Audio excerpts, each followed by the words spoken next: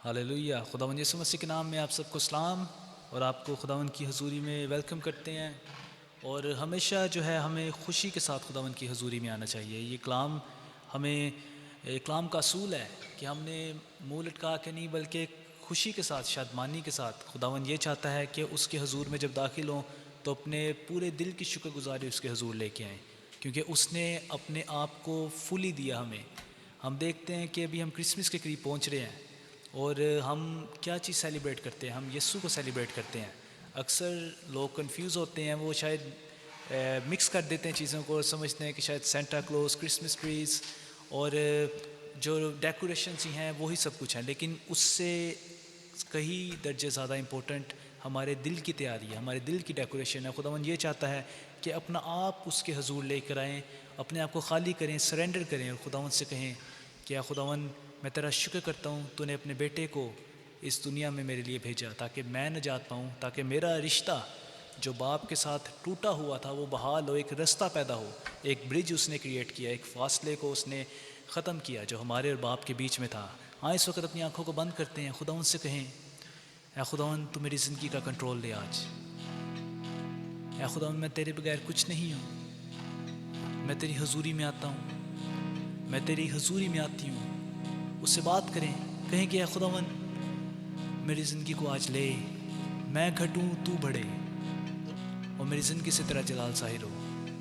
ऐ खुदावंद आज हम चाहते हैं कि ऐ खुदावंद तेरा एक गहरा और बड़ा मूव तू ऐ खुदावंद जो लोग सुन रहे हैं या बाद में सुनेंगे, ऐ खुदावंद उनकी ज़िंदगियों में हो, उनकी फैमिलीज़ में हो। ऐ खुदावंद साज़ों को और वाज़ों को ऐ खुदावंद तेरे हाथों में सौंपते हैं और चाहते हैं कि ऐ खुदावंद तेरा कंट्रोल इस जगह पर है। खुदावंद जो लोग सुन रहे हैं खुदावंद इन कंप्यूटर्स, इन मोबाइल्स के थ्रू है खुदावंद, उन फ़िज़ाओं में आज तेरा कंट्रोल हो और तेरा जलाल ज़ाहिर हो। है खुदावंद हम घटते जाएं तू बढ़ता जाए, हम पीछे होते जाएं तू आगे होता जाए। है खुदावंद इस वक्त है खुदावंद हमारी प्रस्तिश, हमारी है खुदावंद शुक्रगुजारी, हमारा नजराना तेरे हजूर बखूर की मानित पहुँचे। ये सब कुछ तेरे यीशु नाम से मांगते हैं, आमीन। आंखों को बंद रखेंगे, खुदावंद से कहेंगे खुदावंद तू बढ़े, मैं घटूं। आज एक नया रिश्ता, एक बहाली का काम कर मेरे और बाप के रिश्ते में। तू बढ़े मैं घटूं, आरज़ू है मेरी। क्या आरज़ू है? तेरा चेहरा तकूं, जुस्तजू है मेरी। तू बढ़े मैं घटूं। उससे कहें या खुदावंद आज मुझे कुछ नहीं चाहिए, तेरे रूह का मसा चाहिए, तेरे चेहरे का दीदार चाहिए।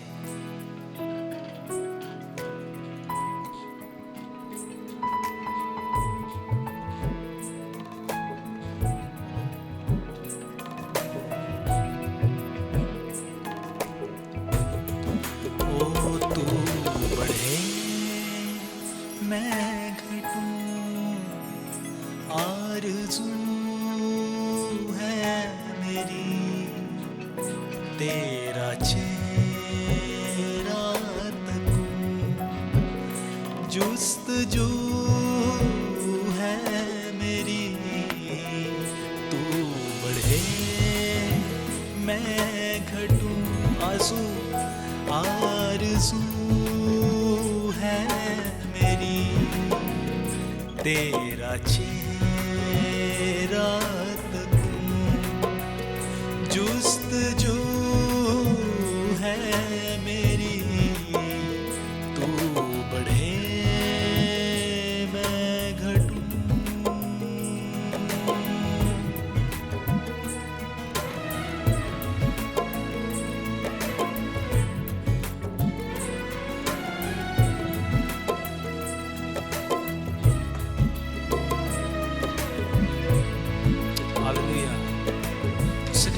आज मेरी रूह तेरी रूह के साथ मिले, तेरे ख्यालात मेरे ख्यालात, तेरी बातें मेरी बातें हों। रूह से रूह जो मिले,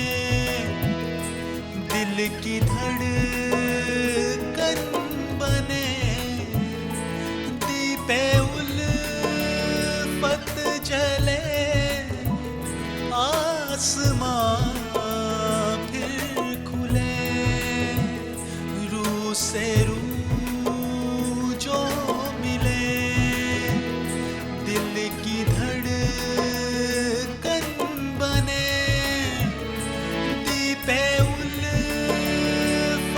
जले, आसमां फिर खुले, तू है दिल का सुकून, आबरू है मेरी, तेरा चेहरा जुस्तजू है मेरी, तू बढ़े मैं घटूं।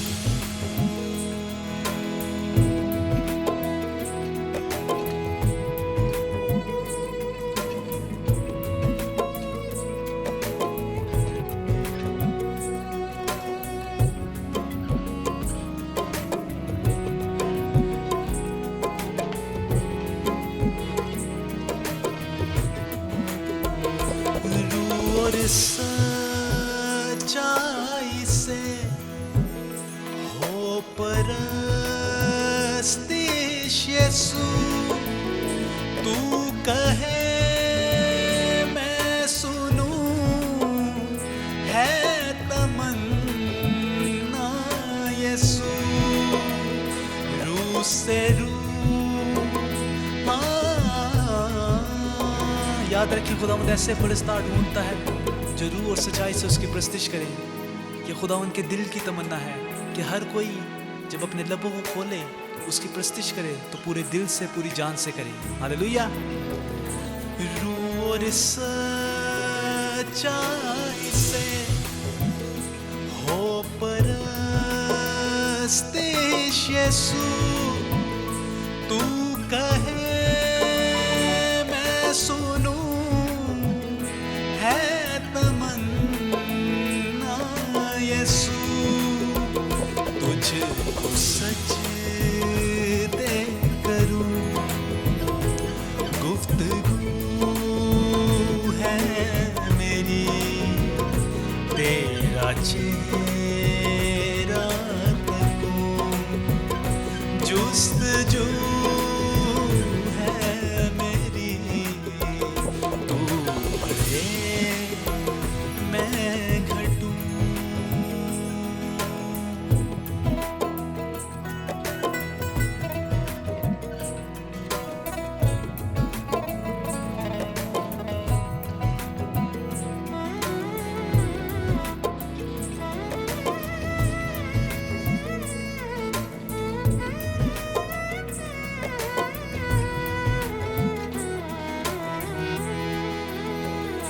काश तुझ में रहूं, काश तुझ में दिखूं, तेरे बहते लहू की मुनादी करूं, काश तुझ में रहूं, काश तुझ में दिखूं, तेरे बहते लहू की मुनादी करूं, पाक रूह से भरूं, तृष्णा रूह है मेरी, तेरा चेहरा तकूं, जुस्तजू है मेरी, तू बढ़े मैं घटूं, आरज़ू है मेरी, तेरा चेहरा तकूं, जुस्तजू है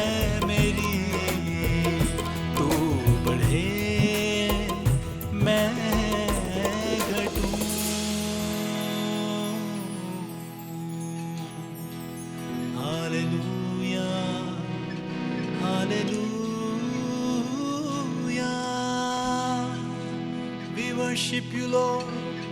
Yes, ऐ खुदावन, हमारी जिंदगियों में तू बढ़े, हम घटते जाएं, तेरा जलाल हमारी जिंदगियों से जाहिर हो। ऐ खुदावन,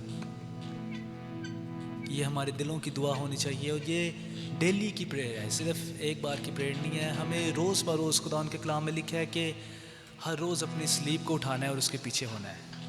ये स्लीबी रास्ता है जो कि हमने दिन ब दिन हर रोज़ अपने आप को घटाना है और उसको बढ़ाना है, उसको अपनी ज़िंदगी में अव्वल दर्जा देना है, उसकी बातों को अहमियत देनी है। हालेलुया। आगे बढ़ेंगे, बड़ा खूबसूरत क्रिसमस का गीत है। चरनी विच डेरा लाया है, पुत रब दा दुनिया च आया है। उसने इतनी हम्बल पैदाइश को कबूल किया, किसी महल में नहीं, किसी बड़े घर में नहीं, लेकिन उसने चरनी में। और ये आज हम सबों के लिए मैसेज है। वो इस तरह की ह्यूमिलिटी चाहता है, वो ऐसी हम्बलनेस चाहता है कि हम सबों की जिंदगियों में हो।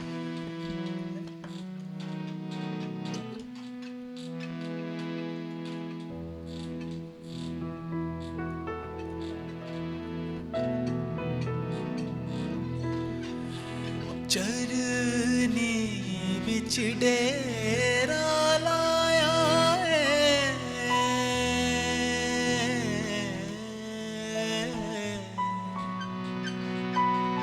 चरनी विच डेरा लाया है, पुत रब दा दुनिया च आया है, पुत रब दा दुनिया च आया है।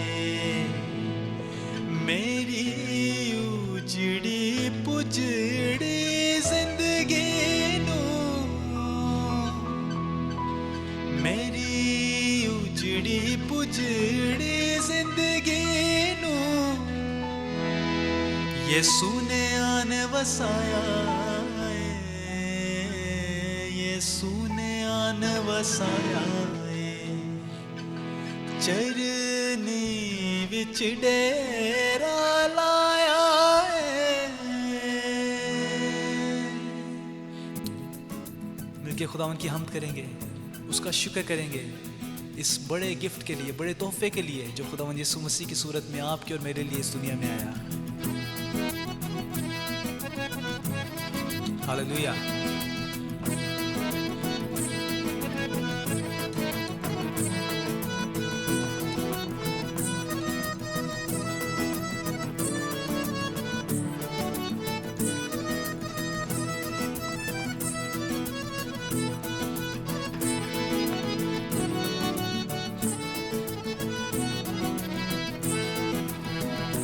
चरनी विच डेरा लाया है, चरनी विच डेरा लाया है, पुत रब दा दुनिया च आया है, पुत रब दा दुनिया च आया है।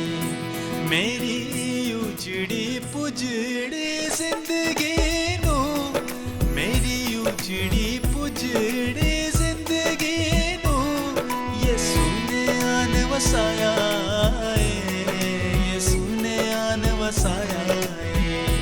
चरनी विच डेरा लाया है।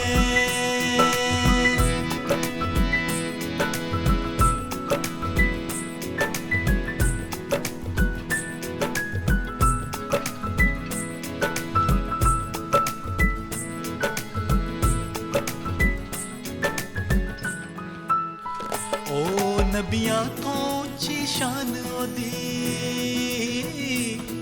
तारीफ करे आसमान ओदी। हाँ, नबियां तो ऊंची शान ओदी, तारीफ करे आसमान ओदी। जम्मेगा ओ कवारी चो, जम्मेगा ओ कवारी चो, नबियां दित्ती पहचान ओदी, नबियां दित्ती पहचान ओदी। चरनी विच डेरा लाया है, चरनी विच डेरा लाया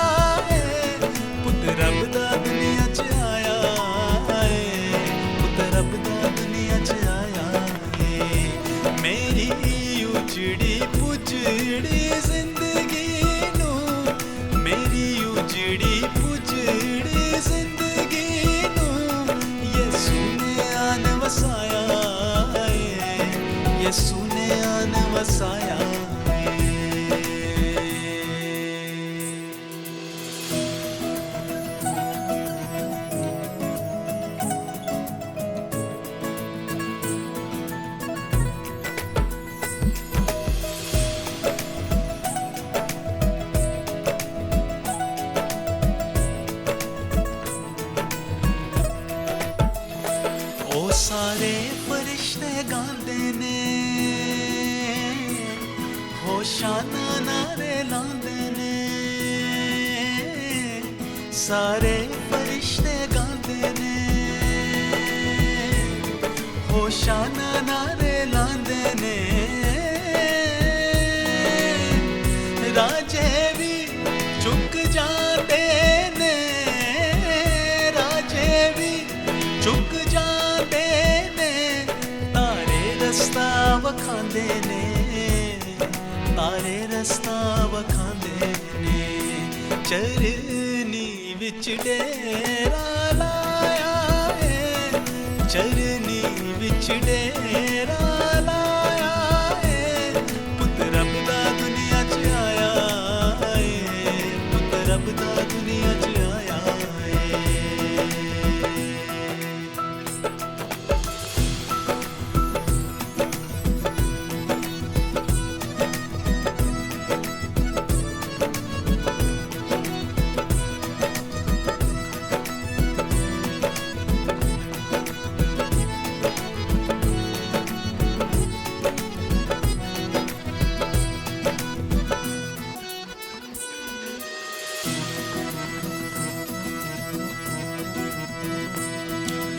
ये है यीशु दी कहानी,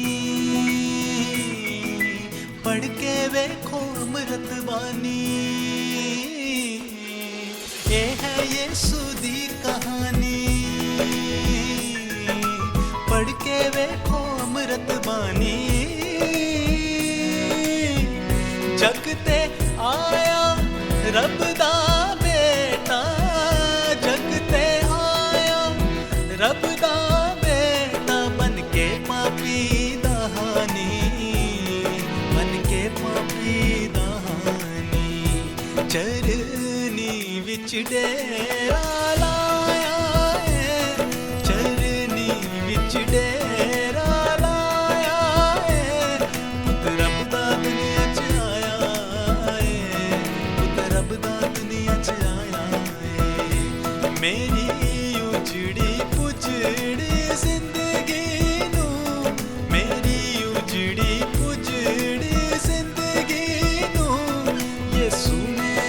वसाया है, यीशु ने आन वसाया है, चरनी विच डेरा लाया है।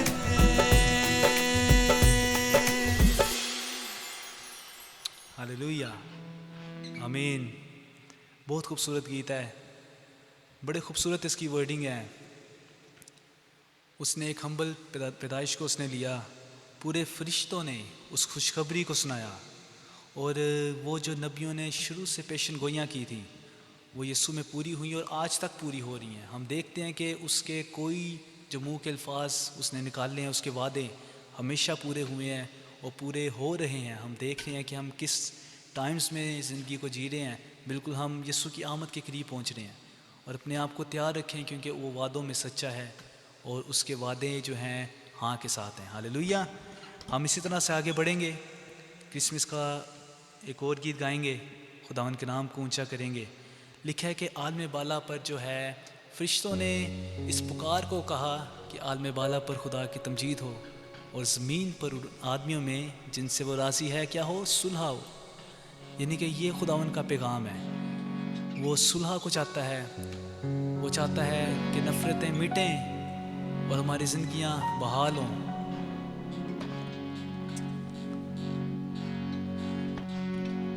उसी की हम्द होगी फलक पर और ज़मीं पर,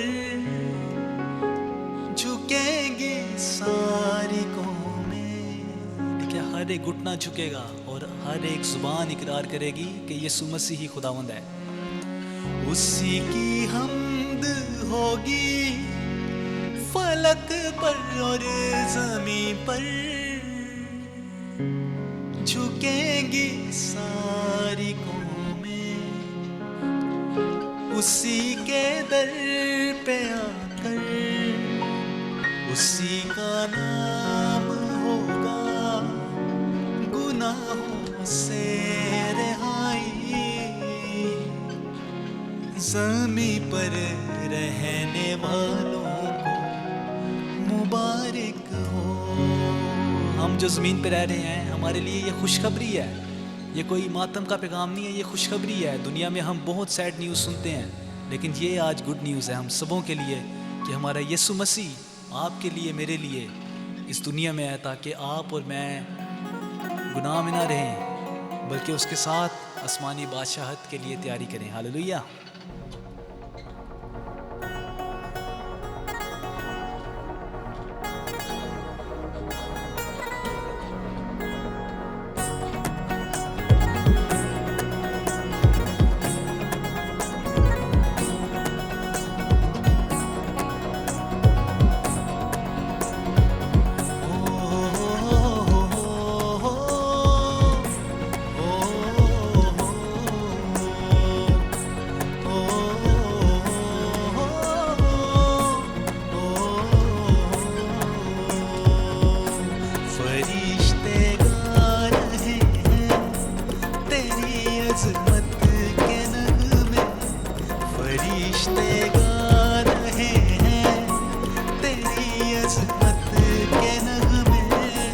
ज़मीं पर रहने वालों को मुबारक हो,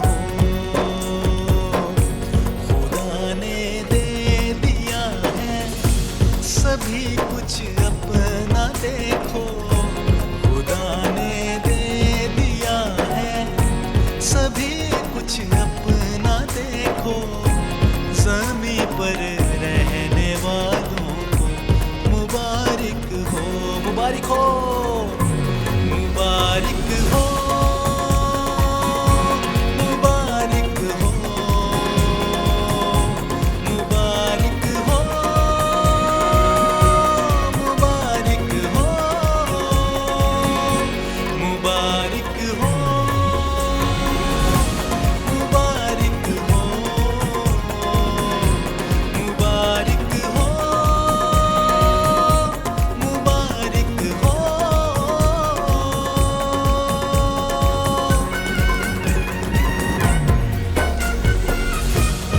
हालेलुया। तालियां बजा के उसका शुक्र करें, नाचें, झूमें, उसकी प्रस्तिश करें।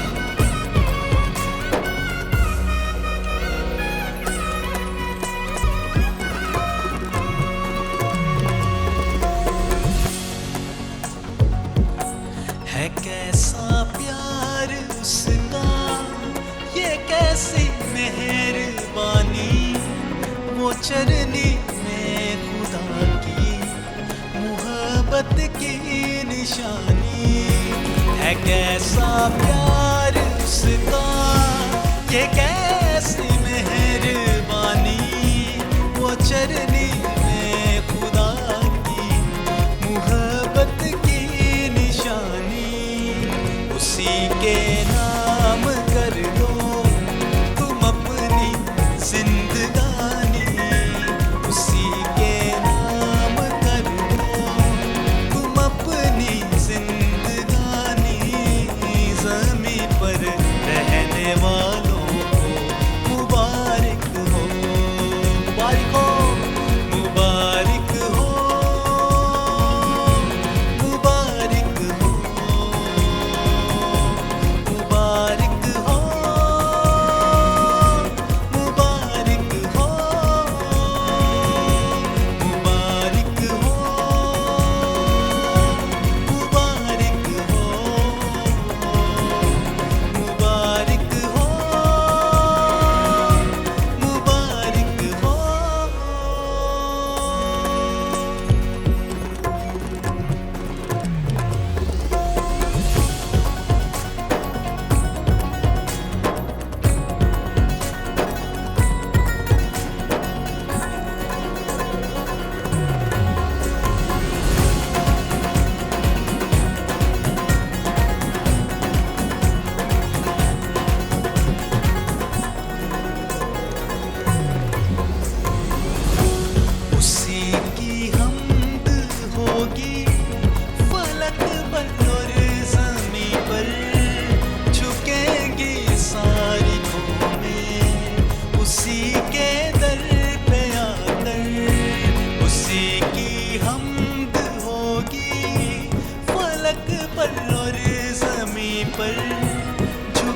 जाएगी सारी कौमें उसी के दर पे आकर। उसी का नाम होगा गुनाहों से रिहाई, उसी का नाम होगा गुनाहों से रिहाई। ज़मीं पर रहने वालों को मुबारक हो, मुबारक हो, मुबारक हो, मुबारक हो, मुबारक हो। ओ आज खुशियों से झूमे हर एक दिल है, खुशियों से झूमे हर एक दिल है। आज राजाओं के राजा का जन्मदिन है, आज राजाओं के राजा का जन्मदिन है। आज यीशु मसीहा का जन्मदिन है, आज यीशु मसीहा का जन्मदिन है। आज खुशियों से झूमे हर एक दिल है, खुशियों से झूमे हर एक दिल है। आज राजाओं के राजा का जन्मदिन है, आज राजाओं के राजा का जन्मदिन है। आज यीशु मसीहा का जन्मदिन है, आज यीशु मसीहा का जन्मदिन है।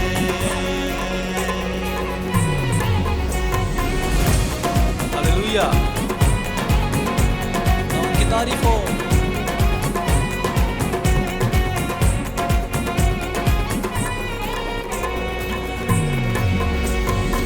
छाया था अंधेरा इस जग में गुनाहों का, छाया था अंधेरा इस जग में गुनाहों का। पता नहीं था किसी को भी स्वर्ग की राहों का, पता नहीं था किसी को भी स्वर्ग की राहों का। छाया था अंधेरा इस जग में गुनाहों का, छाया था अंधेरा इस जग में गुनाहों का। पता नहीं था किसी को भी स्वर्ग की राहों का, पता नहीं था किसी को भी स्वर्ग की राहों का। ओ साल पापों में गुजारे मैंने गिन गिन है, पापों में गुजारे मैंने गिन गिन है। आज राजाओं के राजा का जन्मदिन है, आज राजाओं के राजा का जन्मदिन है। आज यीशु मसीहा का जन्मदिन है, आज यीशु मसीहा का जन्मदिन है।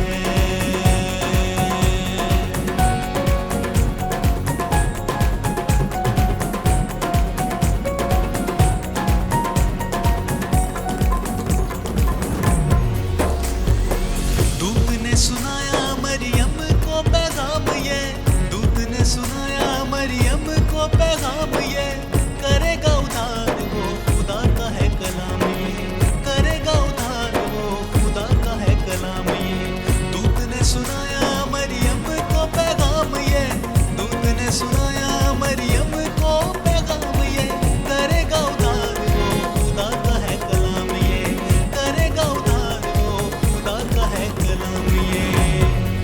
वो खुशियों से भर गया मरियम का दिल है, खुशियों से भर गया मरियम का दिल है। आज राजाओं के राजा का जन्मदिन है, आज राजाओं के राजा का जन्मदिन है।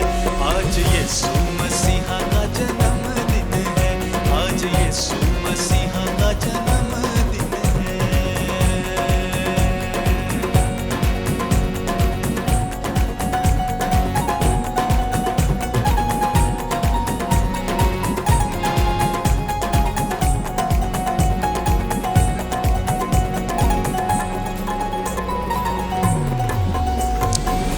अल्फा ओमेगा वो ही आद और अंत है, अल्फा ओमेगा वो ही आद और अंत है। सबको वो देने आया जीवन का अनंत है, सबको वो देने आया जीवन का अनंत है। अल्फा ओमेगा वो ही आद और अंत है, अल्फा ओमेगा वो ही आद और अंत है। सबको वो देने आया जीवन का अनंत है, सबको वो देने आया जीवन का अनंत है। ईमान रखने वालों के पाप गए धुल है, रखने वालों के पाप गए धुल है। आज राजाओं के राजा का जन्मदिन है,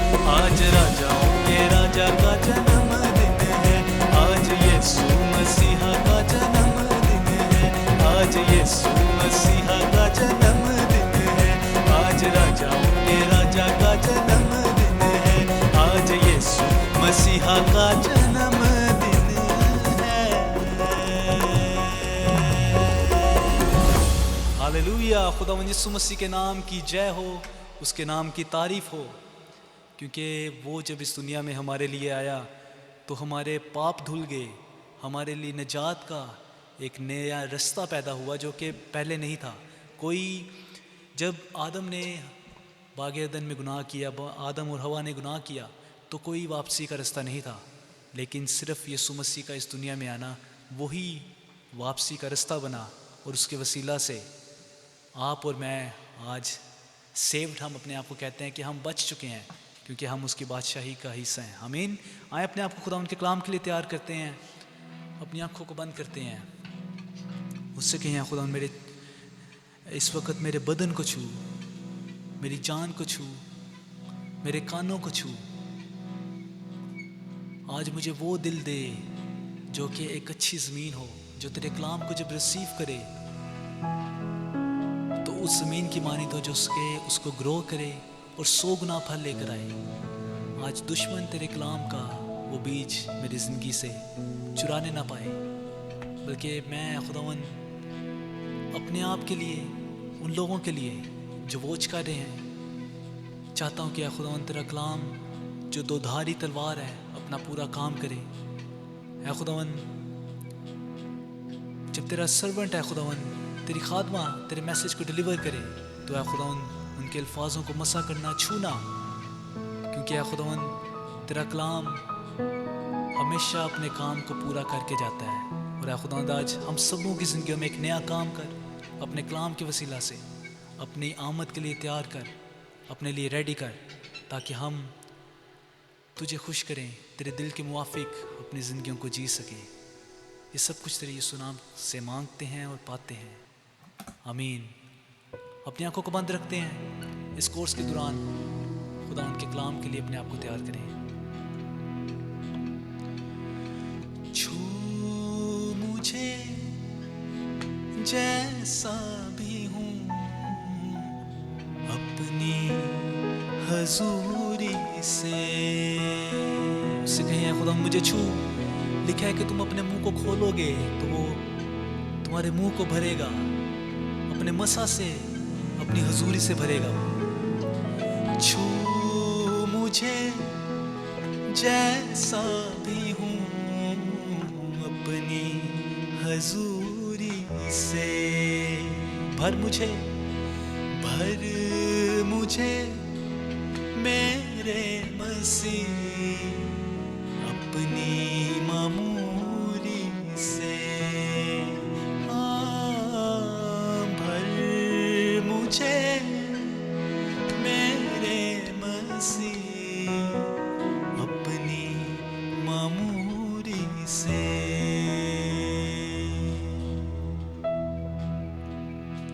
हालेलुया। वो मौजूद है, वो छूने के लिए तैयार है।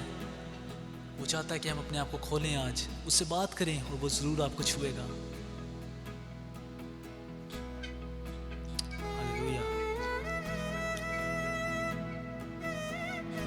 Worship you Lord. तेरा शुक्र करते हैं तेरी हुजूरी के लिए, तू मौजूद है। छू मुझे जैसा भी हूँ अपनी हजूरी से। हाँ, छू मुझे जैसा भी हूँ अपनी हजूरी से।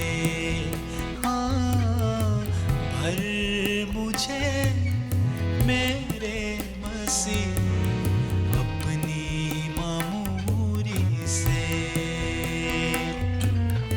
भर मुझे मेरे मसीह अपनी मामूरी से। उससे कहेंगे मुझे छू खुदावन। हाँ, छू मुझे छू यीशु मुझे छू।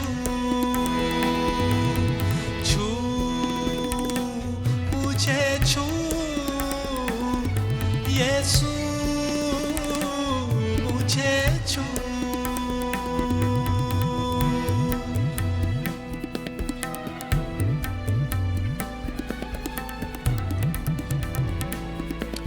यस लॉर्ड, हमारी प्रस्तिश, हमारी तेरी तारीफ करना, तेरी ताज़ीम करना तेरे हुजूर बखूर की मानित पहुँचे।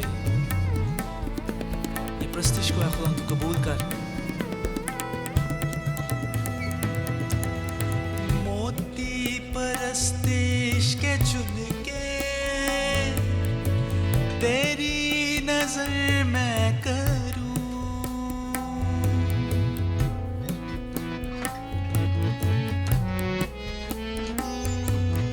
मोती परस्तिश के चुन के तेरी नजर मैं करूं, बाहों में ले ले खुदावन यही तमन्ना करूं, बाहों में ले ले खुदावन यही तमन्ना करूं, सेंच मुझे मेरे मसीह अपनी मामूरी से, हाँ सेंच मुझे मेरे मसीह अपनी मामूरी से। छू मुझे, छू मिलके गाएंगे, छू मुझे छू यीशु मुझे छू, छू मुझे छू यीशु मुझे छू। हालेलुया, वर्शिप यू लॉर्ड, तेरा शुक्र करते हैं।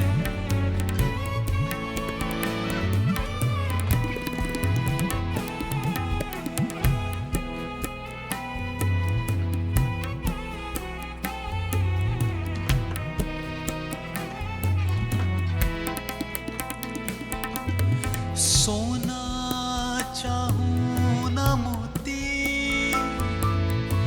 तेरा फजल बस रहे। उससे कहें खुदा मुझे कुछ नहीं चाहिए, मुझे तेरी हुजूरी चाहिए। हाँ सोना चाहूं ना मोती, तेरा फजल बस रहे। जीवन की रोटी है तू ही, तेरा रहम बस रहे।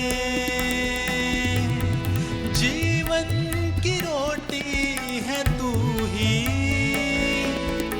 तेरा रहम बस रहे।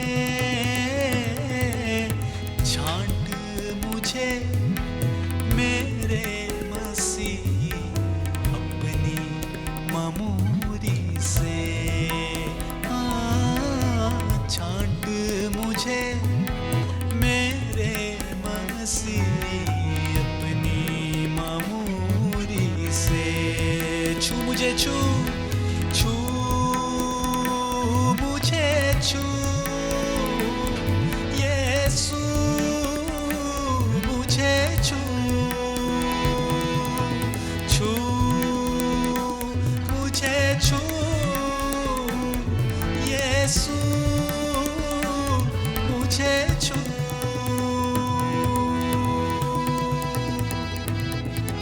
यस लॉर्ड, हमारी जिंदगी हाजिर है खुदावन, अपनी हजूरी से आज छू, अपनी हजूरी से धो के पाक और साफ कर दे खुदावन।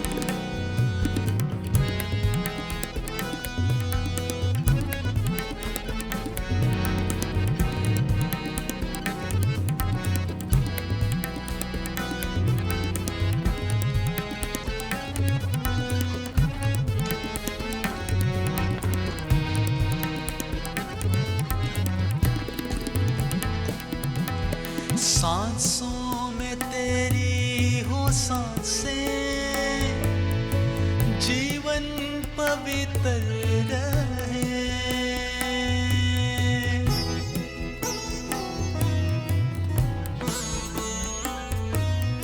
सांसों में तेरी हो सांसें, जीवन पवित्र रहे। पूजा करूं पूरे दिल से जब तक ये सांस रहे। पूजा करूं पूरे दिल से जब तक ये सांस रहे। जांच मुझे मेरे मसीह अपनी मामूली से। जांच मुझे मेरे मसीह अपनी मामूली से। छू मुझे, छू अपने दिलों पे हाथ रख के छू मुझे, छू यीशु मुझे छू। छू मुझे, छू यीशु मुझे छू। छू मुझे जैसा भी हूँ अपनी हजूरी से। हाँ, छू मुझे जैसा भी हूँ अपनी हजूरी से। भर मुझे, हाँ भर मुझे मेरे मसीह अपनी मामूली से। भर मुझे मेरे मसीह अपनी मामूली से। अपनी मामूली से। अपनी मामूली से।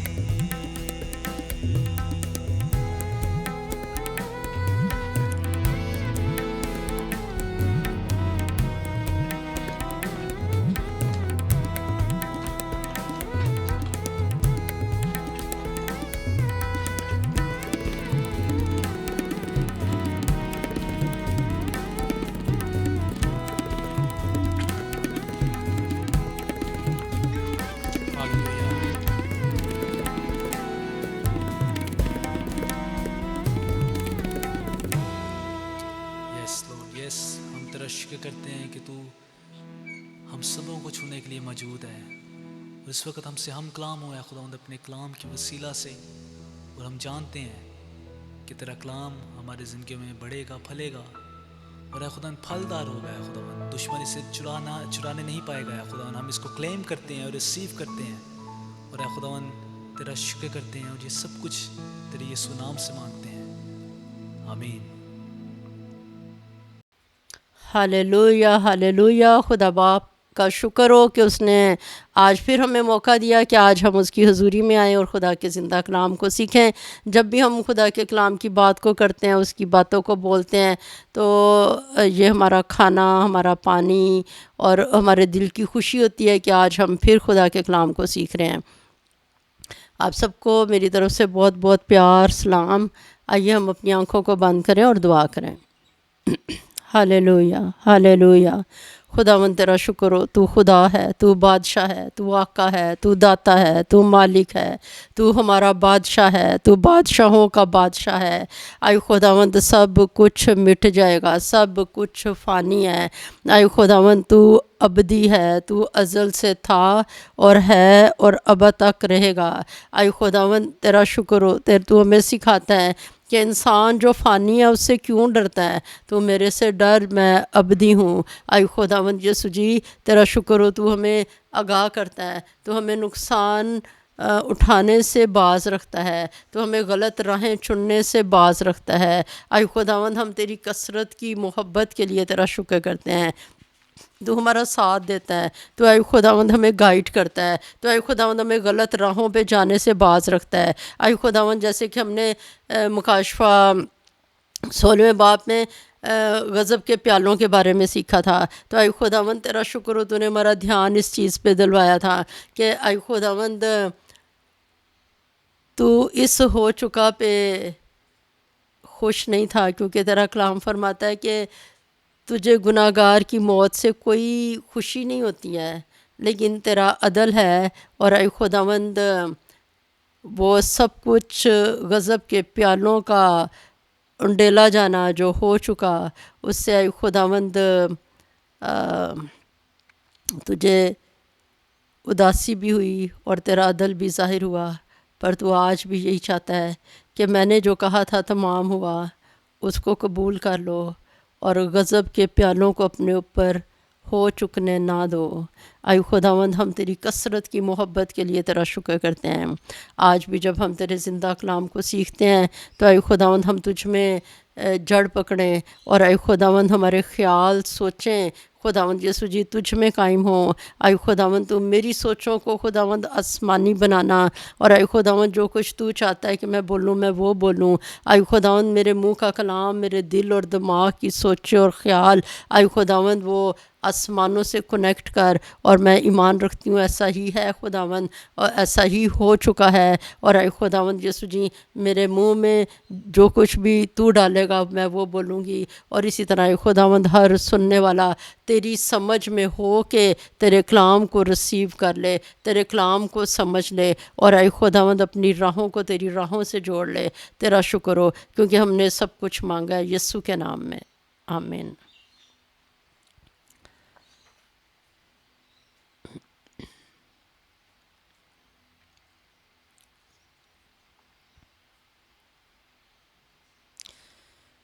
खुदावंद की तमजीद हो कि पिछली दफ़ा हमने मुकाशफा 17वां बाब उसकी पहली आयत तक सीखा था। तो आइए हम मुकाशफा 17वें बाब की पहली ही आयत को आगे जारी रखते हुए हम कुछ और हवाला जात देखेंगे। एक हवाला और देखेंगे जिससे हमें पता चलेगा कि ये पानी की डेफिनेशन क्या है। खुदा ने यूहन्ना को क्या बताया कि पानी क्या चीज़ है जिसके ऊपर ये कसबी बैठी हुई है। तो मुकाशफा 17वां बाब 15वीं आयत यानी इसी बाब में यूहन्ना फिर फरिश्ता यूहन्ना को एक्सप्लेन कर रहा है कि ये जो तूने पानी देखे हैं कसबी देखी है ये सब कुछ क्या है। तो मुकाशफा 17वां बाब और उसकी 15वीं आयत में लिखा हुआ है, फिर उसने मुझसे कहा कि जो पानी तूने देखे जिन पर कसबी बैठी है वो उम्मतें और ग्रोह और कौमें और अहले ज़ुबान हैं। तो कसबी किन के ऊपर बैठी हुई है? उम्मतों पे। उनके कहाँ पे बैठी हुई? उनके दिमाग में बैठी हुई है, उनके रवैयों पे बैठी हुई है, उनकी ओबीडियंस को वो ले रही है। तो ये जो सी कसबी है वो पानियों पे बैठी हुई है। और पानी क्या है? उम्मतें हैं, ग्रोह हैं, कौमें हैं और अहले ज़ुबान हैं। ये नीचे आप देखें जैसे कि तस्वीर में दिया गया है कि ये जो कसबी है अभी भी काम कर रही है, ये दुनिया के शुरू ही से काम कर रही है। जिस वक्त लूसीफर को आसमान से गिराया गया था उसने इंसानों ही को यूज़ किया था ताकि पूरी दुनिया को वो कसबी बनाए, खुदा के ख़िलाफ़ कर दे और अपने आप को उनका शोहर बनाए। तो जैसे कि ये एक रिपोर्ट के मुताबिक ये एक तस्वीर बनाई गई है जिसमें बताया गया है कि हर महीने तकरीबन 322 मसीही हैं जिनको कत्ल कर दिया जाता है। एक महीने में 322 मसीहों को कत्ल किया जाता है, यानी वो मसीही हैं इसलिए उनको कत्ल किया जाता है। फिर 214 चर्चिज़ और मसीही प्रॉपर्टीज़ हैं जिनको डिस्ट्रॉय किया जाता है। और अगर आप जानते हैं, अगर आप इन टच हैं तो आपको पता होगा कि आपको आए दिन कितने इस तरह के वाक़या सुनने में मिलते हैं कि मसीही प्रॉपर्टीज़ को दूसरी कौमों ने अपना बना लिया या उनको जला दिया या उन्हें जिस भी तरीके से डिस्ट्रॉय किया। और फिर यहाँ पर एक अगले हिस्से में आप देख रहे हैं जेल बना हुआ है और मसीही लोगों को मारा जा रहा है। तो तकरीबन 722 मुख्तलिफ़ किस्म के तशद्दुद हैं, मुख्तलिफ़ तरीक़ों से तशद्दुद के ज़रिए से मसीहों को मारा जाता है। तो ये जो कसबी है कहाँ बैठी है? उम्मतों पे, ग्रोहों पे बैठी हुई है। तो ये जालिम के तौर पे काम कर रही है और मसीहों को मज़लूम के तौर पे उनके ऊपर अपना दबाव डाल रही है और दुख दे रही है। तो ये पहले से भी ये काम चल रहा है लेकिन ये और ज़्यादा अरूज पाएगा मुखालफे मसीह के दौर में। तो जब कभी भी हम इस खौफनाक, हम अगली तस्वीर पे जाते हैं जहाँ पे फरिश्ते ने अपने हाथ में क्या पकड़ा हुआ है, तराजू पकड़ा हुआ है, और खुदा का कलाम जो रूह की तलवार है वो भी पकड़ी हुई है। तो जब जब कभी भी हम इस तरह के वाक़यात को सुनते हैं कि मसीहों को मारा गया है, उनकी प्रॉपर्टीज़ ले ली गई हैं, उन पे झूठे इल्ज़ाम लगाए गए हैं, तो इस सारे खौफनाक इंफॉर्मेशन के साथ साथ हम हमेशा दूसरी इंफॉर्मेशन को ज़रूर बोलें, ऊंची आवाज़ में बोलें, ऐसी आयतें पढ़ें ताकि हमारे दिल बैठ ना जाएं, हमारे हौसले पस्त ना हो जाएं। और हौसले की बात क्या है कि खुदा जज करेगा। आज अगर कोई भी शख्स अपने आप को ज़ोरावर देख रहा है, कोई भी शख्स सोच रहा है कि अच्छा ये तो मज़लूम है, इनकी मदद करने के लिए कौन आएगा, हमारी अदालतें जो हैं वो इनके ख़िलाफ़ हैं, कोई इनकी मदद नहीं करेगा। लेकिन खुदा के कलाम में हमें ये बात पता चलती है, जहाँ कहीं मसीहों को परसिक्यूट किया गया, उन्हें दुख दिया गया है, तो दुख देने वालों पे खुदा का गज़ब नाजिल होता है। तो हमारे लिए खुशी की बात ये है, ये खुशी की बात नहीं कि अच्छा उन्हें मार पड़ रही है वो आग में जाएंगे। खुशी की बात ये है कि खुदा ने हमें अपनी पैरवी के लिए चुना है, और हमें उसने बताया है कि कभी भी ये ना सोचो कि आप मौजूदा वक़्त की परसिक्यूशन के मतहत अपने आप को खुदा से अलग करो, बल्कि ये जानो कि अबदी बादशाहत खुदा की है, और ये दुनिया की जितनी भी परसिक्यूशन है इनका मखसूस वक़्त है, ये अपने मखसूस वक़्त के बाद ख़त्म हो जाएंगी। लेकिन हम जहाँ पर होंगे वो अबदी बादशाहत है, यस्सु के साथ होंगे जो हमेशा हमेशा तक कायम है और हमेशा रहेगा। मुकाशफा 17वां बाब उसकी दूसरी आयत में हम चलते हैं। यहाँ लिखा हुआ है, और जिसके साथ ज़मीन के बादशाहों ने हराम कारी की थी, और ज़मीन के रहने वाले उसकी हराम कारी की मै से मतवाले हो गए थे। तो आप यहाँ पे एक तस्वीर देख रहे हैं जहाँ पर वो कस्बी हैवान के ऊपर बैठी हुई है, उसके हाथ में प्याला है, वो मसीहों का खून पी पी के मतवाला हो रही है। और इसकी निशानी क्या बताई हुई है कि दुनिया में जितनी भी बादशाहतें आई हैं उनमें से वो सब बादशाहतें जिन्होंने अपने आप को इस कस्बी का बनाया था, और ज़्यादातर बादशाहतें वही रही हैं जिन्होंने इस कस्बी को अपने सर पे चढ़ाया और उसको वैल्यू देते हुए बुतों के सामने झुके हैं और खुदा के ख़िलाफ़ चले हैं। तो लिखा हुआ है कि ये जो कस्बी है इसके साथ कौन हरामकारी करते रहे हैं हमेशा से? बादशाह। तो बादशाह हरामकारी करते रहे, इसका मतलब है कि जैसे आप साथ एक तस्वीर देख रहे हैं कि खुदावंद ने ये हुक्म दिया था कि तू मेरे हुजूर गैर माबूदों को ना मानना, तो ये खुदा बाप का हुक्म है। लेकिन जो दुनिया के बादशाह हैं उन्होंने इस हुक्म को तोड़ते हुए जितनी भी चीज़ें खुदा के ख़िलाफ़ हैं चूँकि उसे अपनाया, इसलिए इसका मतलब है उन्होंने रूहानी तौर पे बदकारी की। तो इस कस्बी को एक कोई औरत के तौर पे ना समझें, बल्कि एक ऐसा मजहबी निज़ाम जो दुश्मन का पैदा करता है और इसमें कोई एक ख़ास ग्रोह नहीं, बल्कि इब्लीस की बहुत सारी ब्रांचेज़ हैं। जो कोई भी मसीही है, जो यस्सु को प्यार करता है, जो बाइबल मुक़द्दस का फॉलोवर है, जो यस्सु को खुदा का बेटा जानता है और उसको यस्सु के वसीले से खुदा को अपना बाप जानता है, सिर्फ़ और सिर्फ वो एक रास्ता है जो आसमान पे जाता है, क्योंकि यस्सु ने फरमाया कि कोई मेरे वसीला के बगैर बाप के पास नहीं आ सकता। लेकिन बाकी तमाम ब्रांचेस वो इब्लीस ने पैदा की हुई हैं ताकि वो उनके वसीले से रूहानी तौर पे लोगों को रूहानी बदकारी और हरामकारी की तरफ माइल करे। और इसको सपोर्ट करने वाले कौन हैं, इसको फ़रोग देने वाले कौन हैं? बादशाह हैं।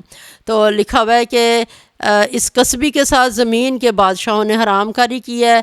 और अगर बादशाह किसी चीज़ को सपोर्ट करते हैं लागू करता है तो दूसरे लोग जो शहरी हैं वो वैसे ही डरते हुए बादशाह की बात को अमल में लाना शुरू करते हैं। इसलिए लिखा हुआ है कि ज़मीन के बादशाहों ने तो हरामकारी की ही, लेकिन ज़मीन के रहने वाले भी वो उसकी हरामकारी की मै से मतवाले हो गए हैं।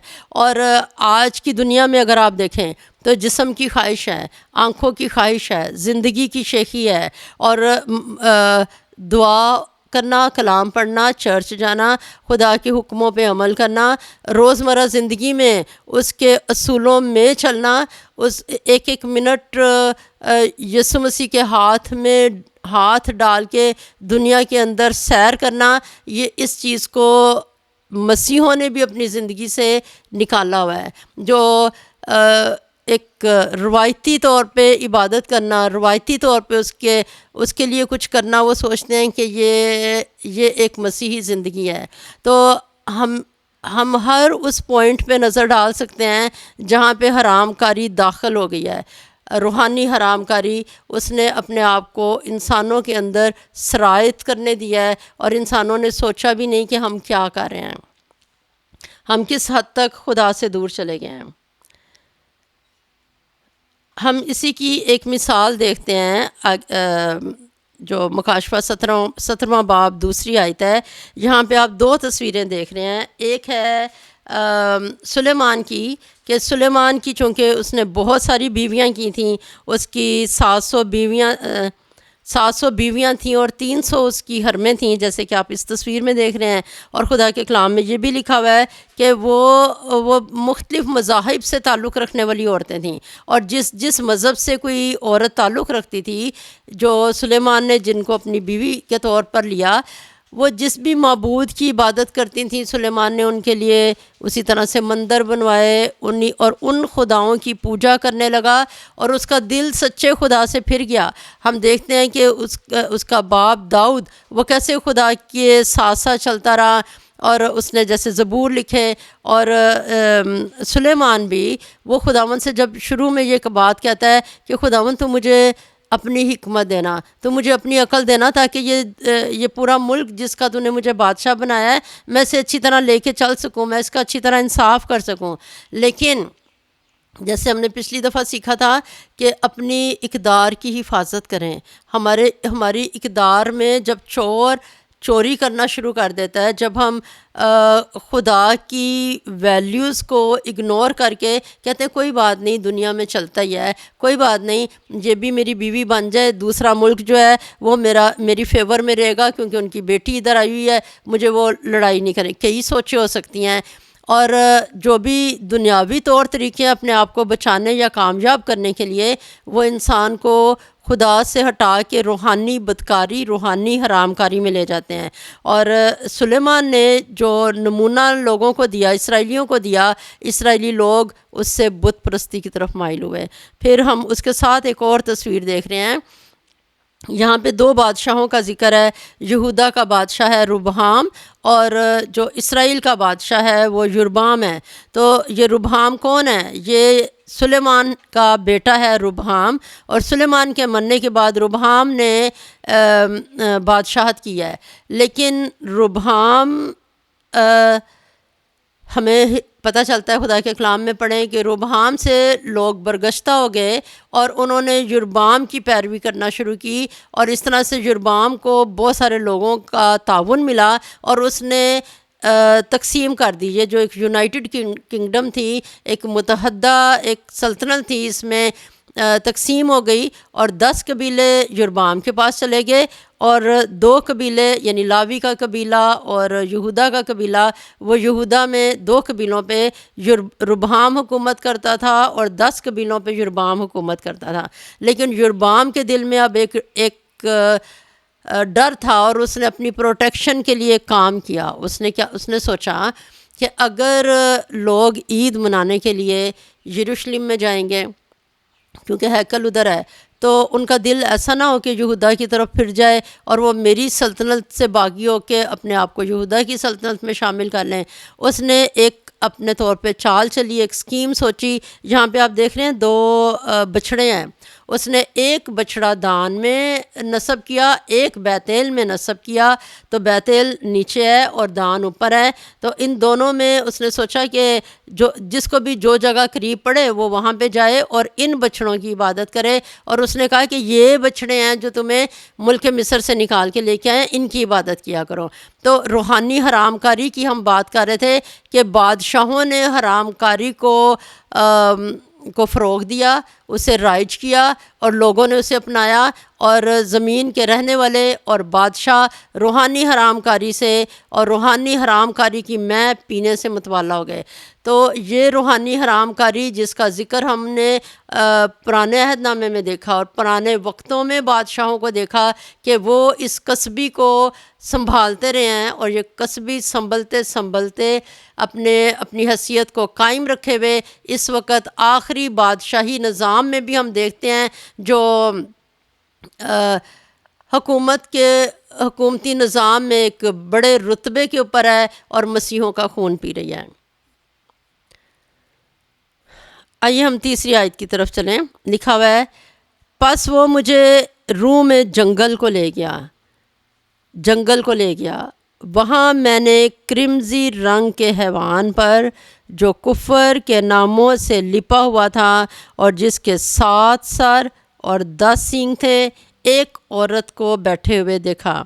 तो खुदावंद का फरिश्ता यूहन्ना को कहाँ रूह में लेके गया? जंगल में। तो जंगल क्या चीज़ है जहाँ जिसका कोई गार्डनर नहीं है।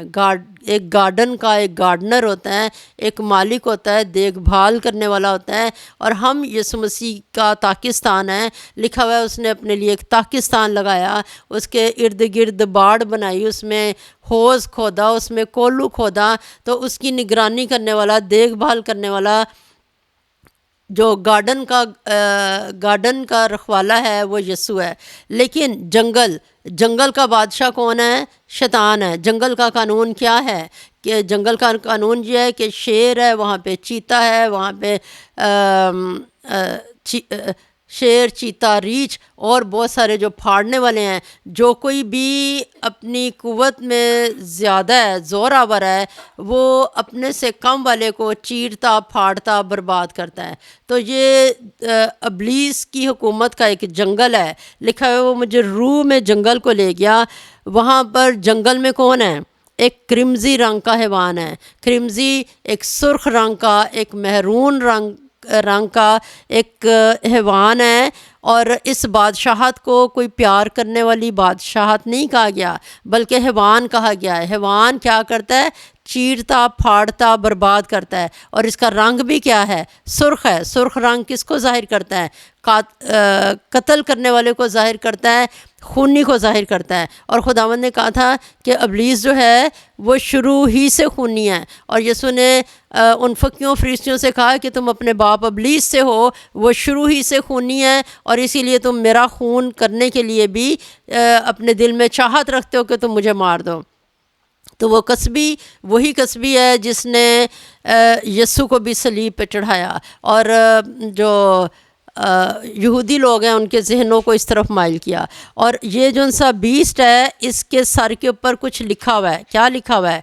हैवान के ऊपर कुफर के नाम, वो कुफर के नामों से लिपा हुआ है। ना सिर्फ उसका सर बल्कि उसका पूरा वजूद कुफर से भरा हुआ है। उसका हर कानून, उसकी हर बात, उसकी हर स्कीम वो किस बात पे बेस करती है कि खुदा को नीचा दिखाए और अपने आप को ऊपर करे। और इसके कितने सर हैं? 7 सर हैं। और जब हमने पहले भी 7 के अदद के बारे में सीखा है तो हमने ये सीखा था कि 7 जो है वो कामलियत का अदद है। और वो अगर रूहानी तौर पे हम देखें तो बरे के 7 सर हैं, बरे की 7 आंखें हैं, बरे के 7 सींग हैं। और जो खुदावंद के लिए अगर हम देखें रूहानी तौर पे तो वो भी 7 का अदद कामलियत का अदद है। यानी रूहानियत में रास्ती में वो 7 का अदद दिखाता है कि जितनी भी कामलियत रूहानियत की रास्ते की हो सकती है वो यीशु मसीह में है। और जब हम शैतान के देखते हैं कि उसके 7 सर हैं तो इसका मतलब है वो अपनी बदी में कामिल है। और सर क्या चीज़ है? जहाँ पे हमारी सोचें उठती हैं, जहाँ पे हम कोई मंसूबे बनाते हैं, तो वो अपने मंसूबा बंदी में शैतानियत में कामिल है, क्योंकि उसके पास सारा अख्तियार किसकी तरफ से आया है? अज़दहा की तरफ से आया है। और ये हैवान कहाँ से आया है? ये उस नीचे यानी कि अगरचे ये निकला तो पानी में से आया है, लेकिन जो पाताल है, पाताल की ताकतें इसके साथ हैं, तो पाताल की ताकतों से भरा हुआ, कुफर के नामों से लिपा हुआ ये जंगल में है, यानी इब्लीस की सारी मामूरी से ये मामूर है। और लिखा हुआ है इसके सींग कितने हैं? 10 हैं। तो जो दुनिया की अगर हम आखिरी जो मैप है जो आने वाली दुनिया का रोम ने बनाया हुआ है, उसमें दिखाया हुआ है कि वो 10 हिस्सों में डिवाइड है। उसके सारे रीजन्स को, पूरी दुनिया के हिस्सों को 10 में डिवाइड कर दिया गया है। तो 10 जो है वो बादशाह हैं। वो 10 बादशाह जो इस निज़ाम को देखेंगे कि हर जगह पे ठीक तौर पे चले, वो शैतान की मर्ज़ी के मुताबिक चले। तो इस हैवान के कितने सर हैं? 7 सर हैं। और सरों से वो अपने प्लान्स किनको देगा? सींगों को देगा जो उसके ज़ोर को मुख्तलिफ़ जगह के ऊपर अप्लाई करेंगे, लागू करेंगे। और फिर इस हैवान के ऊपर कौन बैठा हुआ है? एक कसबी बैठी हुई है, एक औरत बैठी हुई है। तो ये तस्वीर हमारे सामने जैसे कि तीसरी आयत में बयान की गई है, हम इसे अपने जहन में रखें कि खुदावंद ने यूहन्ना को क्या दिखाया। तो इसलिए कभी भी ये ना सोचा करें कि हम किसी पावर के साथ अपने आप को अटैच करें। पावर हमेशा जाने कि यीशु मसीह है, और ये जो शैतानी पावर्स हैं ये ख़ुद भी बर्बाद होंगी, और इन पावर्स को पावर समझने वाले भी बर्बाद होंगे। आगे चौथी आयत में चलते हैं। लिखा हुआ है ये औरत अर्गवानी और क्रिमजी लिबास पहने हुए और सोने और जवाहर और मोतियों से आरास्ता थी, और एक सोने का प्याला मकरूहात यानी उसकी हरामकारी की नापाकियों से भरा हुआ उसके हाथ में था। तो यूहन्ना क्या देख रहा है? वो इस औरत को की सारी तफसीलात पे खुदा उसका ध्यान दिलवा रहा है कि इस औरत के कपड़े कैसे हैं। इसने अर्गवानी कपड़े पहने हुए हैं। तो अर्गवानी पर्पल कलर के जो कपड़े हैं ये शहाना लिबास है, ये एक शहाना रंग है। तो इसका मतलब है कि वो बादशाही निज़ाम का हिस्सा है। ये मज़हब, ये लोगों को मारना, ये हैवान उसको कहेगा कि हाँ ऐसा करो, मैं तुम्हें इजाज़त देता हूँ। और उसके कपड़ों का रंग एक तो पर्पल कलर है, अर्गवानी है, दूसरा क्रिमजी है यानी महरून रंग, सुर्ख रंग वो है। तो वो भी किस चीज़ को ज़ाहिर कर रहा है कि वो बादशाही निज़ाम के अंदर खून पीने वाली, खून बहाने वाली, मसीहों का खून बहाने वाली वो औरत है। और औरत हमने देखा है कसबी यानी कि खुदा के ख़िलाफ़ निज़ाम को तरवीज देने वाला सिस्टम। और लिखा हुआ है इसने और क्या पहना हुआ है? सोने और जवाहर और मोतियों से आरास्ता है। तो जो अगर हम यीशु मसीह की ज़िंदगी को देखें तो यीशु मसीह ने इन चीज़ों को में अपने आप को वो नहीं लेके गए थे कि वो इन चीज़ों से अपने आप को आरास्ता करें, किसी दुनियावी शान व शौकत से आरास्ता करें। वो कोई हाथी ले लें या कोई घोड़ा ले लें और वो शाहाना तौर पर यरूशलेम में दाखिल हों। उसने ऐसा नहीं किया। उसकी जगह उसने क्या लिया? गधे को लिया।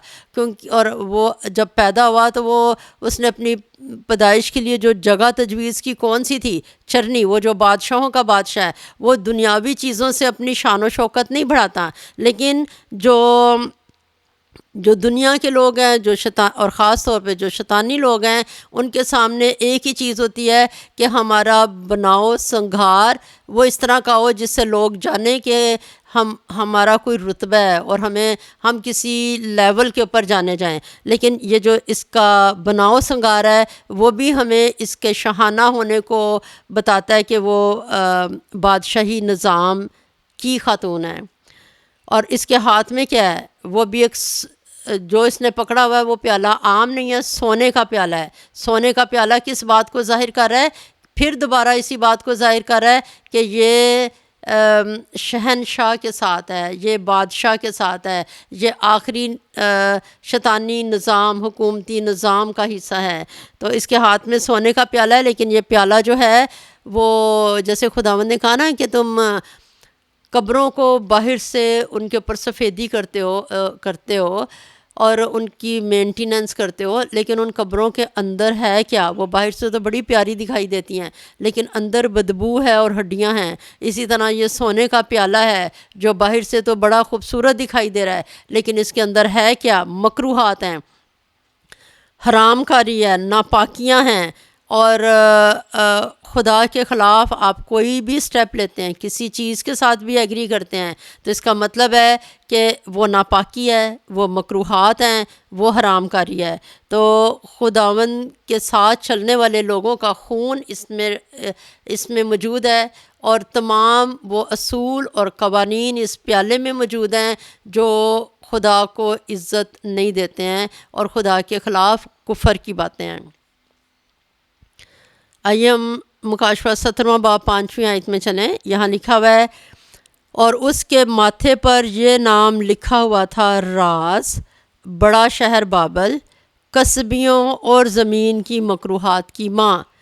अब इस औरत के बारे में हमने जो पहले बातें देखी, उसके साथ हमें दूसरी और इन्फॉर्मेशन क्या मिल रही है कि ना सिर्फ वो जो हैवान है वो कुफर के नामों से लिपा हुआ है, बल्कि इस औरत के माथे के ऊपर भी कुछ लिखा हुआ है, ताकि हम और ज़्यादा समझ सकें इस औरत के बारे में, इसकी और इन्फॉर्मेशन ले सकें। इस औरत के सर के ऊपर, माथे पे क्या लिखा हुआ है कि ये एक राज है। राज है जो पीछे से चला रहा है, और वो कहाँ से चला रहा है? लिखा हुआ है ये राज है, ये बड़ा शहर बाबल है, कस्बियों और ज़मीन की मकरूहात की माँ है। जो हमें बाइबल में एक पहला बादशाह नज़र आता है, वो बाबल का बादशाह नज़र आता है। बाबल का बादशाह क्या करना चाहता था? नमरूद क्या करना चाहता था? वो एक बहुत बड़ा टावर बनाना चाहता था, बहुत बड़ा बुर्ज बनाना चाहता था, और इस बात पे वो सब मिलके काम कर रहे थे, और उसके साथ वो जो शैतानी तासीरें थी उसके साथ मिलके काम कर रही थी। क्योंकि ना सिर्फ वो एक इंसान ही था जिसने ये सोची, और ना वो सिर्फ एक इंसान ही था जिसने ये काम प्रोजेक्ट शुरू किया, बल्कि इस प्रोजेक्ट में मददगार शैतान था उसके साथ। और नमरूद ने ये बाबल का बुर्ज बनाना शुरू किया, और वो बुर्ज किस लिए बना रहा था? ताकि हम खुदा तक पहुंच जाएं, ताकि जैसे कि यसाया अगर 14वां बाब पढ़ें और हिजकियेल 28 बाब पढ़ें, तो वहाँ पर हमें पता चलता है कि शैतान के अंदर की सोचें क्या थीं कि मैं अपने तख्त को खुदा के तख्त से ज़्यादा बड़ा बनाऊँगा, तो और मैं अपना नाम और ऊंचा करूँगा। मैं खुदा को उसकी जगह से हटाना चाहता हूँ, उसके लोगों को उसकी पैरवी से हटाना चाहता हूँ, और मैं अपना तख्त ऊंचा करना चाहता हूँ, लोगों को अपना पैरोकार बनाना चाहता हूँ। तो लिखा हुआ है कि ये जो सी औरत है ये कौन है? ये वही बाबली निज़ाम है, ये वही शैतानी निज़ाम है जो शुरू से चला रहा है। और ये जैसे कि हमें ये इस जुमले से और मदद मिल रही है कि ये कस्बियों की माँ है, ये ज़मीन की मकरूहात की माँ है। ये कोई नई उठी हुई औरत और नई उठी हुई कस्बी नहीं है, बल्कि ये वही पुरानी कस्बी है जो शुरू के पहले बादशाही निज़ाम से चलते चलते आगे भी अभी तक ज़िंदा है। तो क्योंकि शैतानी चीज़ों ने यीशु मसीह से कहा था कि क्या तू हमें वक्त से पहले हलाक करने आया है? तो और उन्होंने कहा था कि खुदावंद हमें इन सूरों में जाने दें। तो उनको भी पता है कि हमारा अभी वक्त है। ये कस्बी भी जानती है कि मेरा वक्त है, मैं शुरू से चली आ रही हूँ, तो जब तक मेरे पास वक्त है, मैं जल्दी जल्दी बग़ैर वक्त ज़ाया किए मैं खुदा के ख़िलाफ़ कुफर के कामों को अंजाम दूँ, उसके लोगों को मारूँ। और शैतान कोई वक्त ज़ाया नहीं करता। जब अयूब के ऊपर वो मुसीबतें लेके आया था, एक अभी बात कह ही रहा होता था, अयूब को आके इन्फॉर्मेशन दे ही रहा होता था, दूसरा आ जाता था, तीसरा आ जाता था। तो जब शैतान कोई किसी प्रोजेक्ट पे काम करता है और उसे किसी जगह पे कदम रखने की जगह मिल जाती है तो वो वक़्त ज़ाया किए बगैर और अपनी शिद्दत को कम किए बगैर वो मुसलसल काम करता है। तो ये जो कस्बी है ये चली आ रही है, शुरू ही से चली आ रही है। जिसके पहले बादशाही निज़ाम को हमने देखा है वो टावर की सूरत में है। इसी वजह से आज भी अगर आप ये जो शैतानी लोग हैं इनका साइन देखें तो वो बुर्ज का साइन बनाते हैं, और जो तस्वीरें हैं वो बुर्ज की तस्वीरें बनाते हैं कि उस वक़्त ये ख़त्म नहीं हो सका था, हम इसे मुकम्मल नहीं कर सके थे, लेकिन अब हम इसे मुकम्मल करना चाहते हैं। और खुदा भी इनको अलाउ करेगा कि आखिरी वक़्त में वो कटा हुआ सर जहाँ पर खुदा जिस वक़्त खुदा ने उसे काट दिया था, खुदा ने उसे कहा था नहीं अभी तू ऐसा काम नहीं कर सकता, लेकिन ये आखिरी वक़्त में खुदा उसको इजाज़त देगा कि तू दिल भर के जो भी करना चाहता है कर ले, और फिर ये हमेशा की हलाकत में जाएगा। तो ये जिनसी औरत है ये कौन है? ये कस्बियों की माँ है, मकरूहात की माँ है। और फिर नीचे अगर आप देखें तस्वीर में तो इब्राहिम को बताया गया है वो ईमानदारों का बाप है, और नमरूद को बताया गया है कि वो किसका बाप है? वो बुत परस्ती का, मकरूह काम करने का बाप है। और यानी ये नहीं कि इससे पहले ये चीज़ नहीं थी, क्योंकि हम काइन की के वक़्त में भी की ज़िंदगी में भी देखते हैं उसने भी इस मकरूह चीज़ को पसंद किया था कि वो अपने भाई को कत्ल कर दे, मार दे। लेकिन हम एक बादशाही निज़ाम को देख रहे हैं। बादशाही निज़ाम ये पहला है नमरूद का, तो ये इसीलिए लिखा हुआ है कि वो ये औरत जो है इसके माथे पे लिखा हुआ है बड़ा शहर बाबल, ये कस्बियों और ज़मीन की मकरूहात की माँ है। छठी आयत में हम चलते हैं, जहाँ लिखा है और मैंने उस औरत को मुकद्दसों का खून और यस्सु के शहीदों का खून पीने से मतवाला देखा और उसे देखकर सख्त हैरान हुआ। तो आज भी जब हम देखते हैं ना कि मसीह लोगों को इतना दुख दिया जा रहा है तो हमें ये नज़र आता है कि जैसे वो मतवाला ही हो गए हैं, जैसे वो एक उनके सर को चढ़ गई हुई है, शराब चढ़ गई हुई है। वो शराब कौन सी है? मसीहों का खून। मसीहों का खून पीने से इस औरत को मतवाला देखा है।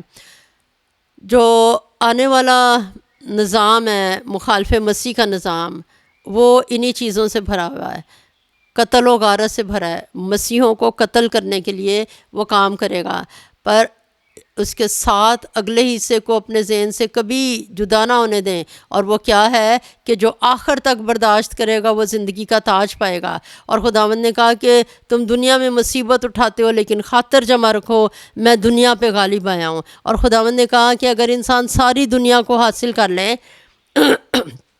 आप वक्ती तौर पे अपने आप को मुखालफ मसीह की तलवार से बचा भी लें, लेकिन अगर आप इस दुनिया के अंदर हुए तो हमें पता चलता है जिन लोगों ने ये छाप लिया उनको नासूर निकलेंगे, और फिर उनको ऐसी ऐसी वबाएँ और मुसीबतें उनके लिए होंगी कि वो मौत ढूंढेंगे और मौत उनको नहीं मिलेगी। उनके पास कोई अभी भी हमें पता चलता है कि नेचुरल खाना ये ख़त्म कर रहे हैं और लैब मेड खाना वो लोगों को इंट्रोड्यूस करवा रहे हैं। एक बड़े कैद खाने के अंदर लोगों को फंसाना चाहते हैं।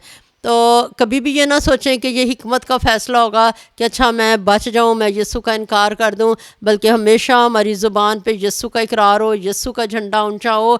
और जब हम इस दुनिया में अपनी आंखें बंद करेंगे तो हम अच्छी जगह पर होंगे, यीशु मसीह के साथ होंगे। लेकिन हमें इन चीज़ों से एकदम से हैरत नहीं होगी अगर हम पहले से जानते होंगे। अगर हम पहले से जानते हैं तो हमारे जहन में सवाल नहीं उठेगा खुदावंद तो अपने लोगों की हिफाजत क्यों नहीं कर रहा, खुदावंद तो इनको इजाज़त क्यों दे रहा है। तो खुदावंद ने उनको इजाज़त दी है। लिखा हुआ है वो फ़तह करता हुआ निकला, वह सफ़ेद घोड़े पे सवार है, फ़तह करता हुआ निकला ताकि और भी फ़तह करे। जब हम मोहरों के बारे में देखते हैं कि पहली मोहर खोली गई तो पहले जानदार ने कहा था आ, और एक सफ़ेद घोड़ा आया, उसका सवार जो था उसके सर पे ताज था, उसको कहा गया था फ़तह कर, अपनी बदी में बुराई में जो भी तू करना चाहता है कर। तो हमें ये वाली फतूहात में पता चलता है कि खुदा ने उसे इजाज़त दी हुई है। फिर हम अगर इसके मतलब हम रेफरेंस देखें तो वो दानियल 7वें बाब में इसके मतलब हमें रेफरेंसेस मिलते हैं। और खुदावंद के फजल से फिर खुदावंद ने हमें मौका दिया तो हम ये 7वें मुकाशफा 17 बाब 6 आयत इसके मतलब फिर दानियल के रेफरेंस में जाएंगे। खुदावंद इस कलाम के वसीले से मुझे और आपको बरकत दे चुका है और वो दे। आमीन। आइए हम अपनी आंखों को बंद करें और दुआ करें। खुदा बाप तेरा शुक्र हो, तेरी तारीफ़ हो, तेरी सताइश हो, तेरी हमद हो। तू मुबारक है, तू कदूस है, तू भला है और तेरी शफ़क़त अबदी है और तेरा प्यार निराला है। तू ज़िंदगी है, तू सलामती है, तू खुशी है, तू चैन है, तू आराम है। खुदावन तेरा शुक्र हो, तूने हमें ये सिखाया है, हमें बताया है कि दुनिया बद से और आगे बदतर ही होती जाएगी। तूने कहा जो नजीस है वो नजीस ही होता जाएगा, जो पाक है वो पाक ही होता जाएगा। आई खुदावन यीशु जी, हम तेरी मोहब्बत और तेरी पाकीज़गी और तेरे फजल के लिए और आई खुदावन इन सब चीज़ों से वाकिफ़ करने के लिए तेरा शुक्र करते हैं। आई खुदा बाप, हम हर वक्त ही मजबूत रहें और आई खुदावन यीशु जी, हमारा दिल कभी भी आई खुदावंद नीचे ना हो, बैठ ना जाए, बल्कि आई खुदावंद यीशु जी तुझ पर ईमान रखने से हमेशा दिल दिलेर रहे और फजल कर खुदावंद कि खुदावंद यीशु जी हम तेरी मोहब्बत में अपने आप को कसरत से आई खुदावंद बांध के रखें और तेरी मोहब्बत को लूज़ ना होने दें। कोई बीच में अपनी ज़िंदगी में हल्का सा भी खला ना आने दें। आई खुदावंद हमारे ईमान को दुरुस्त रख। आई खुदावंद दुरुस्त तौर पे तेरे बारे में सोचें और आई खुदावंद दुरुस्त बात पे ईमान रखें, तेरे साथ चलते जाएं। आई खुदावन यीशु जी, आज से अब तक आई खुदावन जितने भी तेरे मुकद्दसीन है, चोज़न वन है, हम सबों का ज़ोर आसमान से है, तेरी तरफ से है। आई खुदावन यीशु जी, बदी को ना अपनाना और रास्ती को अपनाना और रास्ती में चलना। आई खुदावन यीशु जी, ये वाला ज़ोर हमें तुझसे मिला है, मिल रहा है, मिलता रहेगा और तेरे फजल से हम गालिब रहेंगे। तेरा शुक्र हो, हम बरे के खून और अपनी गवाही के कलाम से गालिब आ चुके हैं। हमारा जीना तू है, हमारा सोचना तू है, हमारा चलना फिरना तू है, हमारी ज़िंदगी तू है। आई खुदावंद यीशु जी, तेरी पाकीज़गी ही से आई खुदावंद हम भरते रहेंगे और तुझी में जिएंगे। तेरा शुक्र हो। ये शुक्रगुजारी और दुआ तेरे हजूर मकबूल ठहरे, क्योंकि हमने सब कुछ मांगा है यीशु के नाम में। आमीन। ऐ हमारे बाप, तू जो आसमान पर है, तेरा नाम पाक माना जाए, तेरी बादशाहत आए, तेरी मर्ज़ी जैसे आसमान पर पूरी होती है ज़मीन पर भी हो। हमारे रोज़ की रोटी आज हमें दें और जिस तरह हम अपने कसूरवारों को माफ़ करते हैं, तू भी हमारे कसूर हमें माफ़ कर और हमें आजमाइश में ना पड़ने दे, बल्कि बुराई से बचा, क्योंकि बादशाहत और कुदरत और जलाल हमेशा तेरे ही हैं। आमीन। खुदावंद तुझे बरकत दे और तुझे महफूज रखे। खुदावंद अपना चेहरा तुझ पर जलवागर फरमाए और तुझ पर मेहरबान रहे। खुदावंद अपना चेहरा तेरी तरफ मुतवज्जो करे और तुझे सलामती बख्शे। आमीन।